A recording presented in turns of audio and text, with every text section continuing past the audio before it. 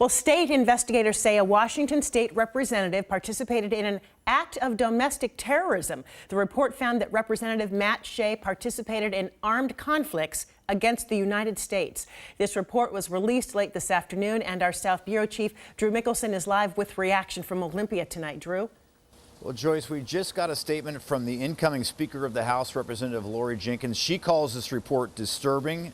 Governor Jay Inslee says there is no place in Washington for, quote, hate or violence, especially from those who have been elected by the people.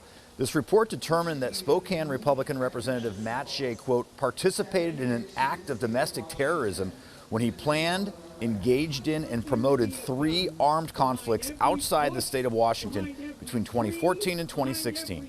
Shea has served in Olympia since 2008. He has been an outspoken critic here of gun-related laws. This 4-month investigation done by law enforcement investigators included interviews with 34 witnesses, and those investigators determined that Shea supported and was involved in protests supporting Nevada rancher Cliven Bundy, took part in a dispute with the Veterans Administration in Idaho, and was at the standoff at the Malheur National Wildlife Refuge in Oregon.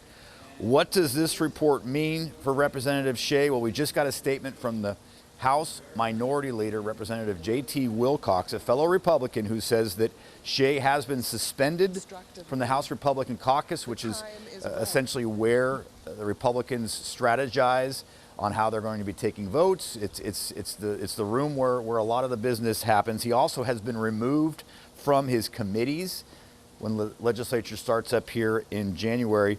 He chose not to participate in the investigation, and Representative Wilcox brought up that as a concern. He also has not issued any public statements since the report came out this afternoon. We did also find out that this report has been forwarded to the FBI for a possible criminal investigation.